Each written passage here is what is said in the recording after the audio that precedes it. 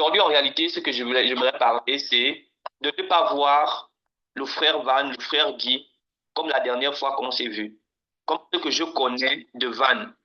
Van peut avoir eu une révélation hier nuit qui a changé complètement ta vie. Tu sais, la majorité des temps, on regarde les gens en fonction de la dernière conversation qu'on a eue avec la personne. On regarde un frère en fonction de la dernière fois qu'on a parlé avec lui, ce qu'on croit que la personne est, mais la majorité des temps, ce n'est pas la même chose. La personne peut avoir eu une révélation hier nuit qui a changé complètement sa vie. Amen. Et ça fait en sorte que cette révélation qu'il a eue peut changer complètement le cours de sa vie. Mais la majorité des temps, quand on parle du changement radical, les gens veulent voir des résultats immédiats. Mais ils ne savent pas que la parole de Dieu parle de the time for everything. There's a time to sow, there's a time to reap, there's a time to mourn, there's a time to cry. Donc, la parole est rentrée. Alléluia. La parole est rentrée en toi, ça a produit du fruit, mais il manque la sémence pour que ça monte. C'est ainsi que tu peux voir quelqu'un, il était abattu il y a de cela une semaine, 2 semaines, 3 mois, il a perdu quelqu'un de cher, il était vraiment désespéré. Une femme que tu as connue dans le passé, qui était vraiment en bas. Mais tu revois la personne après 3 semaines, après un an, après 2 ans, mais la personne a complètement changé. Pourquoi? Parce que la personne a eu une révélation, la personne a eu un encouragement, la personne a reçu quelque chose de Dieu qui a complètement changé sa manière de voir, sa perception. Amen. Donc le Seigneur apprend ces derniers temps-là, ne regarde plus les frères, ne regarde plus les sœurs comme la dernière fois que tu l'avais vu. Mais attends-toi à ce que la personne a pu avoir une révélation et tu vois la personne plus grande. C'est pourquoi la parole de Dieu nous dit, you have to look others like being greater than you. Tu dois voir les autres comme étant plus grands que toi. Prenons l'exemple de Moïse. Quelqu'un qui avait vu Moïse avant le buisson ardent, c'est-à-dire avant qu'il ne puisse rencontrer le buisson ardent. Il voyait Moïse comme quelqu'un qui a tué les Égyptiens. Il voyait Moïse comme un fugitif. Il voyait Moïse pas dans l'aspect de puissance, parce qu'après le buisson ardent, c'est là où il a reçu la puissance de Dieu. Mais avant ça, il était quelqu'un de simple. Mais maintenant qu'il a reçu cette révélation, tu pouvais voir Moïse comme le Moïse que tu as rencontré la semaine passée, comme le Moïse qui était hier, sans savoir que ce Moïse-là a changé au fait. Il n'est plus le même Moïse. La même manière avec Gédéon, avec tous ceux qui ont rencontré Jésus, ont eu un changement radical qui peut faire en sorte que cette personne est devenue extraordinaire. Bien que tu peux voir Moïse, il n'avait rien d'extraordinaire ce même jour. Hein. Il a eu ce buisson ardent, Dieu l'a parlé. Je suis sûr qu'il est retourné à la maison. Et il est peut-être resté assis, comme nous tous on fait souvent, peut-être on a une révélation. Après, ça te parle, tu t'assois que, ah Seigneur, qu'est-ce que tu dis? Est-ce que c'est vraiment toi? Tu cherches vraiment, tu veux une confirmation. Mais toi, tu pouvais voir Moïse comme le même Moïse sans savoir que lui, il a eu une expérience qui a déjà changé ça, le cours de sa vie. Et toi, tu vois seulement la personne comme celui qu'il est physiquement. Amen. Or, le Seigneur a déjà changé sa vie et les résultats sont en train de venir. On prend l'exemple de, elle s'appelle comment? Marie de Magdala, que nous tous on sait, elle était prostituée avant de rencontrer Jésus. Imagine-toi un client qu'elle avait eu la semaine passée avant de rencontrer Jésus. Il devait faire quoi? Il devait appeler Marie de Magdala pensant qu'elle est prostituée, sans savoir que cette Marie de la prostituée est devenue Marie l'adoratrice de Jésus. Elle Amen. est devenue Marie qui worship God now. Elle est devenue Marie l'évangéliste. Mais il s'est arrêté sur Marie qu'il avait sortie la semaine passée et qu'il a donné de l'argent. Marie qu'il avait connue il y a 1 an, il y a 2 ans, il y a 3 ans. Combien de fois nous, en tant que chrétiens, parfois on regarde les gens, on se limite à ce qu'on a connu d'eux dans le passé, à ce que on croyait ou encore à ce qu'on a expérimenté d'eux dans le passé, sans être renouvelé par l'intelligence, comme Romains 12 nous dit, Romains 12 verset 2, qu'on doit être renouvelé par l'intelligence. Et le Seigneur me montrait ça, il me disait, change ta manière de voir les autres, change ta perception de voir les autres. La manière que tu l'as vu hier, ce n'est pas forcément la même manière qu'il est aujourd'hui. Vous pouvez même parler de la même manière. Mais il a peut-être vu une révélation dans laquelle il est en train de travailler. Comme la dernière fois, tu m'as dit, par exemple, je suis en train de travailler sur quelque chose en ce moment-là, je n'ai pas beaucoup de temps. Tu ne sais pas qu'est-ce que ce quelque chose-là est. C'est-à-dire, moi, je ne sais pas. Peut-être que tu es en train de travailler sur quelque chose que le Seigneur t'a parlé. Et c'est à travers ça, on va utiliser le mot gabonais qui fait mal en ce moment, qui t'amène vers l'essor, vers la félicité, qui t'amène vers l'essor, vers l'excellence de Christ. Et donc, si moi, je me limite au van que j'avais vu la dernière fois, l'année passée, quand je suis venu à Disti, à Kenmiste, au van qui a prêché la semaine passée, à Kenmiste, maybe the Lord is doing something else in you that I don't even know. Et celui que j'aime souvent prendre, c'est Paul. Bon, avant qu'il ne soit Paul, Saul de Tarse. Donc, Paul, par exemple, prenons l'exemple de Paul, avant qu'il ne soit Paul. La parole de Dieu nous dit, par exemple, dans Acte 7, qu'il était présent quand on a tué Étienne. Il était présent et qu'il avait cautionné. Quand tu lis même vers la fin, surtout vers Acte 7, vers au verset 59, on dit qu'il était présent et qu'il a cautionné le meurtre de Étienne et qu'il était là. Quand tu jumps un peu dans Actes à partir du chapitre 8, et tu vois au verset 3, on nous dit que Paul rentrait même dans les maisons des gens qui étaient chrétiens, et s'il trouvait un chrétien, il les prenait, il les amenait en prison, il les persécutait. Il était tellement enragé des chrétiens que quand tu regardes maintenant au chapitre 9, à partir du verset 1, on nous dit qu'il est allé chez le Sanhédrin, aller chercher des lettres pour aller à Damas, pour aller chercher les chrétiens là-bas. C'est comme si quelqu'un dit, par exemple, il est à Maryland. Maintenant, à Maryland, il s'est rassuré qu'il n'y avait plus de chrétiens, il les a tous mis en prison. Et il dit que, bon, j'ai entendu qu'il y a des chrétiens au Nebraska, je m'en vais maintenant au Nebraska. Donc, il avait cette rage de mettre tous les chrétiens en prison. Mais en allant, nous tous, on connaît l'histoire. Quand tu lis à partir du verset 3, en descendant jusqu'à 8, tu vas voir qu'il a eu la rencontre avec Jésus. Jésus l'a fait tomber. Il lui a dit, Paul, Saul, Saul, why are you persecuting me? Pourquoi tu me persécutes? Après, il a dit, qui es-tu? Oh, je suis Jésus que tu persécutes. Qu'est-ce que tu veux que je puisse faire? Va dans la ville et il y a quelqu'un qui va venir te redonner la ville. Il est parti dans la ville, on connaît tous ce qui s'est passé. Après, il a fait 3 jours sans manger ni boire. Il a eu une révélation qu'il y a une personne qui s'appelle Ananias qui va venir lui poser les mains et il va retrouver la vue. Et à partir de là, Dieu va lui parler. Et on voit Ananias qui vient et il fait effectivement ce que Paul a reçu dans le rêve. Et la parole de Dieu nous dit, quand tu lis, à partir du verset 20, on nous dit, après cela, quand Ananias est venu, il a prié, il a retrouvé la vue. À partir du verset 20, le même chapitre, Paul a commencé à prêcher. À partir de plus de 3 jours seulement. Imagine-toi quelqu'un qui a connu Paul il y a de cela 4 jours avant cette rencontre. Comment la personne devait voir Paul. Il ne devait pas voir Paul comme le Paul qu'il est devenu, il devait le voir comme Saul de Tarse. Et effectivement même, c'est ce que les disciples ont fait. Parce que quand tu lis à partir du verset 26, on nous dit que Paul est allé vers les disciples. Et tous avaient peur de lui. Pourquoi? Parce qu'ils se rappelaient que, oh, mais ça c'est le tueur. Et donc, il a fallu que c'est Barnabas qui vienne pour expliquer aux disciples qu'en réalité, ce n'est plus Paul que vous avez connu, ce n'est plus Saul de Tarse. Il est quelqu'un de nouveau, il est transformé, il a reçu la lumière de Jésus. Et tu vois qu'il a fallu que c'est quelqu'un qui vienne expliquer. Combien de fois, nous, aujourd'hui, on doute de la conversion des autres? Combien de fois, nous, aujourd'hui, on s'arrête sur le regard de ce qu'on a connu de la personne hier? Il y a des gens, je suis sûr, qui ont prié pour la conversion de Paul. Certains disciples, ils priaient seulement que, ah Seigneur, le gars il est en train de nous tuer, fais en sorte qu'il se convertisse. Mais maintenant, Dieu a répondu à vos prières en faisant qu'ils se convertissent. Mais vous êtes encore les premiers à douter de sa conversion. Vous êtes les premiers à rejeter. Pourquoi? Parce que vous vous limitez à ce que vous avez connu de la personne hier. Alléluia. Vous vous limitez à ce qu'il était sans tenir compte de ce qu'il est devenu maintenant.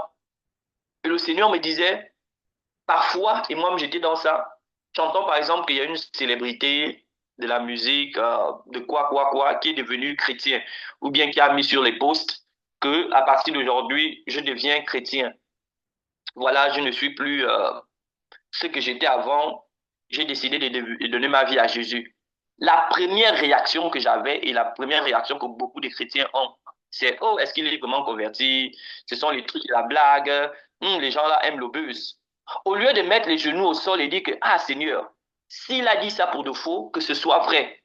Que le Dieu qu'il a voulu blaguer, s'il a vraiment voulu blaguer, Père éternel, que il te rencontre dans sa vie et qu'il donne réellement sa vie à Jésus, au lieu de commencer à douter.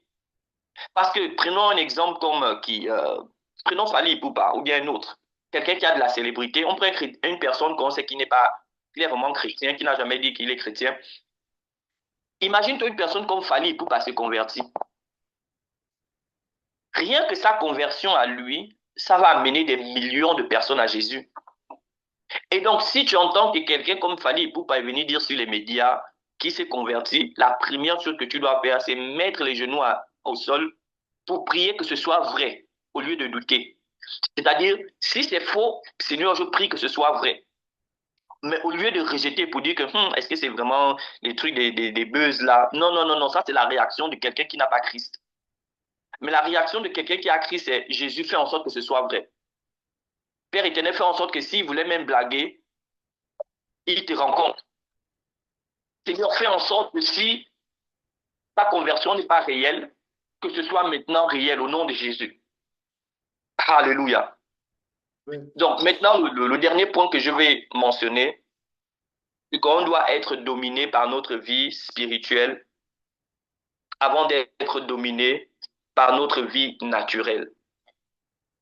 Et la majorité du temps, euh, on est dominé par ce qu'on voit, par ce qu'on entend, par ce qu'on nous dit sans chercher, sans regarder le fond, sans écouter ce que l'Esprit dit. La parole de Dieu nous dit dans Romains 8 que celui qui marche par l'Esprit accomplira les œuvres de l'Esprit, celui qui marche par la chair accomplira les œuvres de la chair. Et si tu descends pour Romains 8 à partir du verset 9, il dit que celui qui n'a pas l'Esprit de Dieu n'est pas enfant de Dieu.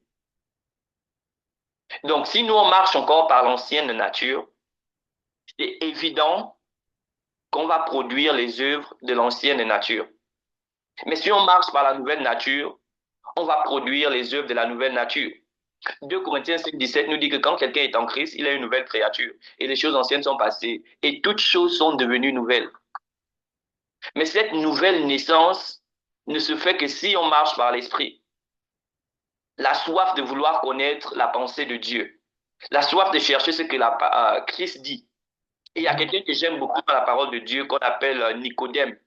Quand tu lis dans Jean 3, on nous dit qu'il est parti de nuit aller demander à Jésus. C'est-à-dire que c'est quelqu'un qui a remarqué que Christ avait quelque chose de différent. C'est vrai qu'il est persécuté, mais quand même en lui, il avait cette capacité de dire que mais le gars là, il est quand même différent. Parce que même quand tu regardes dans Jean 3, la première chose qu'il dit à Jésus, c'est on reconnaît tous que tu es de Dieu parce que personne ne peut faire les signes que tu fais unless God be with him. No one can do the sign that you do unless God be with him. C'est-à-dire, il reconnaît en lui qu'il y a quelque chose que Jésus-Christ produit qui n'est pas naturel. Même si on t'insulte la journée, même si nous sommes contre toi la journée, mais quand même, il y a quelque chose que I cannot deny. C'est qu'il y a une nature que tu carries, il y a quelque chose que tu as, qui m'emmène quand même à me poser les questions et qui a fait en sorte qu'il puisse avoir l'humilité parce que quand tu connais qui était Nicodème, tu te rends compte que ce qu'il a fait, ça demandait beaucoup d'humilité, de se rabaisser, d'aller voir Jésus by night. Ça n'existait pas parce que ce genre de personnes, c'était des gens qui répondaient à des questions, c'est-à-dire people go to them, they don't go to people. C'est un peu comme un professeur et un élève. C'est toi qui vas vers l'enseignant pour demander que je n'ai pas compris ça, X et Y. So people were going to him all his life. C'est ce qu'il a connu, c'est que les gens viennent et il répond aux questions des gens, mais de manière religieuse comme nous tous on connaît. Mais c'est lui qui descend, il se rabaisse pour aller chercher la vérité. Et la parole de Dieu nous dit, dans Matthieu 5, à partir du verset 6, que blessed are all the people who thirst after righteousness, c'est-à-dire, béni est celui qui a faim et soif de la justice, car they shall be filled. Donc, la parole de Dieu garantit que si tu as soif de quelque chose et tu as la faim de quelque chose, tu seras rempli. Amen. So it don't depend of where your hunger is, your thirst is. Qu'est-ce que tu veux connaître? Si tu veux plus de Christ, tu auras plus de Christ. Si tu veux plus des finances, tu auras plus de finances. Comment cela va se faire? Une fois que tu as la sensation en toi que je veux plus quelque chose, en toi, tu ne te rends pas compte, il y a une énergie qui te pousse vers tout ce qui attire ce que tu veux. Et c'est ainsi que tu vas voir quelqu'un qui paye, par exemple, des livres sur les finances, qui regarde les vidéos sur l'entrepreneuriat. Une fois que quelque chose t'attire, tu vas vouloir aller vers comment acquérir cette chose. Tu vas voir l'autre, il achète des livres spirituels, il est dans le jeûne, il est dans la consécration. Pourquoi? Parce qu'il y a quelque chose qui fait en sorte qu'il soit attiré vers ce qu'il veut. La parole de Dieu nous dit dans Matthieu 6,33, cherchez premièrement le royaume de Dieu et sa justice, et toutes choses vous seront données par-dessus tout. Et tu vas remarquer que tous les versets qui s'accompagnent d'un succès dans la parole de Dieu est toujours lié à l'attachement à sa parole. On nous parle de Psaume 1 qui dit « Blessed is the man who do not walk according to the counsel of the ungodly », mais qui médite la parole de Dieu jour et nuit. Il sera comme un arbre planté par des courants d'eau qui produit son fruit en toute saison. Et tu regardes même Jérémie 17 au verset 7, ça reproduit la même chose.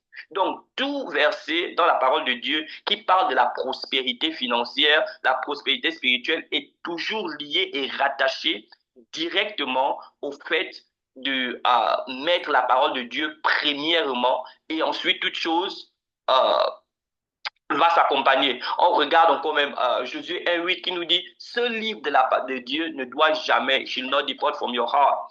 C'est trop en anglais dans ma tête. Shall not depart from your heart. You shall meditate on it day and night. So you will have good success. Et j'aime l'expression good success parce que ça me montre qu'il peut avoir les mauvais succès. Donc il y a un succès et la parole de Dieu dit la bénédiction de l'Éternel ne s'accompagne d'aucun chagrin. Donc il y a une bénédiction qui peut s'accompagner d'un chagrin, mais une autre bénédiction qui ne s'accompagne d'aucun chagrin. La bénédiction qui s'accompagne du chagrin, par exemple, quelqu'un qui va dans le maraboutisme, qui va dans l'occultisme, on lui dit par exemple de tuer sa famille pour avoir le succès. Il peut avoir le succès, mais ça s'accompagne d'un chagrin parce qu'il y a des personnes qui l'aimaient, qui l'obligeaient de tuer. Il y a un sommeil qu'on va lui dire, par exemple, tu ne peux plus dormir. Donc, il peut avoir quelque chose, mais quelque part, il y a un chagrin parce que he does not fulfill the whole of him. Et c'est ce que j'aime avec Dieu parce que lui, ce que lui nous donne, ça ne s'accompagne d'aucun chagrin. And that's where we want to be.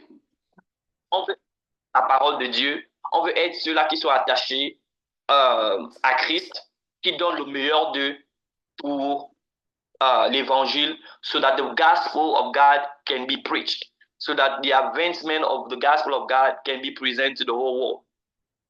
Donc le Seigneur m'amène à me focaliser sur ce qui édifie l'esprit, ce qui peut faire en sorte que je grandisse spirituellement. Je vais finir par ceci. Dans mon travail, je travaille dans un nursing home. I am on a supply team. Donc, je suis en charge de contacter les vendeurs outside et je parle avec eux. Ils viennent nous livrer les choses. Et donc, je supply tout le facility avec les supplies qu'ils amènent. Mais on a ce qu'on appelle le chapel. Le chapel, ils ont un pasteur qui enseigne les résidents. Et il enseigne les jeudis et le dimanche. Et lui, il est ce qu'ils appellent Christian. Parce qu'ils ont aussi ceux qui sont catholiques. Ceux qui sont catholiques, ils ont le prêtre. Et ceux qui sont chrétiens, on peut l'appeler le pasteur. Et donc, je vais souvent au Bible Study le jeudi. J'allais souvent, depuis que j'ai commencé à travailler là-bas, j'allais souvent le jeudi. Donc, tout le monde dans mon travail, c'est que celui-là est en Christ. Et donc, un jour, il ne pouvait pas être là le jeudi. Je suis allé, je ne savais pas.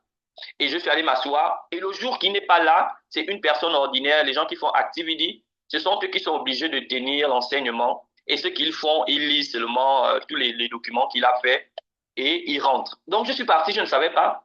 Et la personne qui est en train de lire les documents, j'ai compris qu'elle n'est pas chrétienne. Elle fait juste le travail. She takes just over parce que le chaplain n'est pas là. Donc, elle take over. Après, je lui ai demandé, est-ce que je peux avoir ce bout de papier pour continuer l'enseignement? Il m'a dit, oh yeah. J'ai pris ce papier, j'ai commencé à enseigner dans mon travail, à la place du chaplain. J'ai commencé à enseigner. Et quand j'ai fini d'enseigner, tous les résidents étaient satisfaits. Et elle aussi, elle était satisfaite. Elle m'a regardé et dit, oh, mais je ne savais pas que toi, tu étais en Christ, comme ça, je ne savais pas que tu connaissais la parole.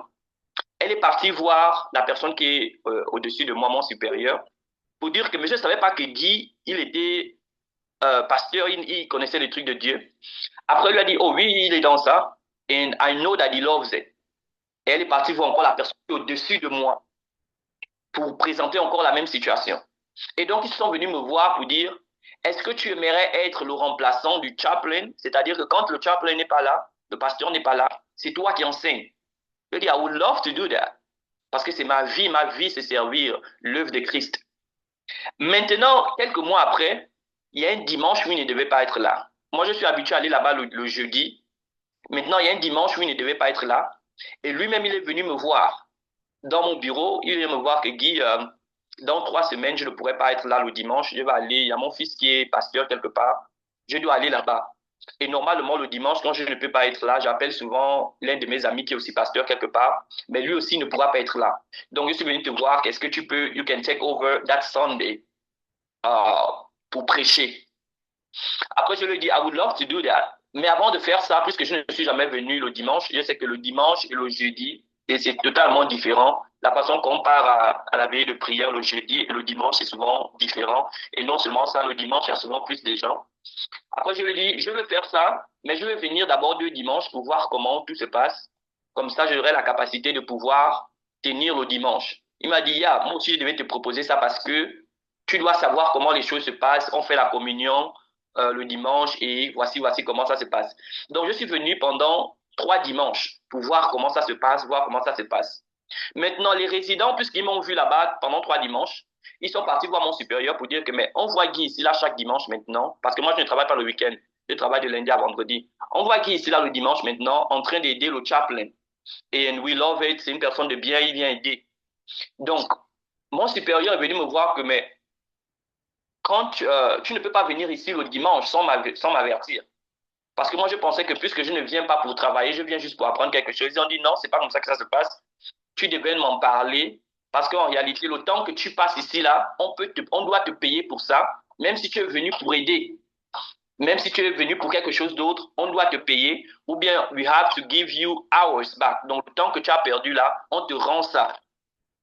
Après, j'étais content, j'ai dit, waouh, on va me payer. Ils ont parlé, ils ont dit, OK, tu vas nous faire un papier, on va te payer tout le temps que tu es venu. Je suis allé 3 dimanches de suite. On va te payer. J'étais content pour me payer. Je suis même allé témoigner à mon père spirituel que, voilà, moi, je suis allé faire ça de mon cœur, mais maintenant, Dieu m'a récompensé. Maintenant, le moment que je dois amener la somme d'heures que j'ai fait pour recevoir de l'argent, le Seigneur me dit, si tu touches même un seul rond de cet argent-là, ta bénédiction que tu devais recevoir d'en haut est en vain. C'est-à-dire, tu as reçu ta récompense. J'ai dit, quoi? J'ai dit, non, ça, c'est pas la voix de Dieu, ça, c'est sûrement la voix du diable. I rebuke it in the name of Jesus. Il me redit ça bien. Après, j'arrive le matin, mon supérieur me dit, est-ce que tu as tout? Comment tu as envie de procéder? J'ai dit non, j'ai fait ça de mon cœur. I don't want to take anything. Glory be to God. Don't you know, elle a dit ça à tout le monde. Et tout le monde dans le building sait que Guy ne faisait pas ça parce qu'il voulait de l'argent, mais il faisait ça par amour. Et ça a changé le témoignage des gens sur ma perception. Et le chaplain est venu me voir avant hier, il m'a amené un livre. Il m'a dit, j'ai des livres spirituels, j'aimerais te donner un livre.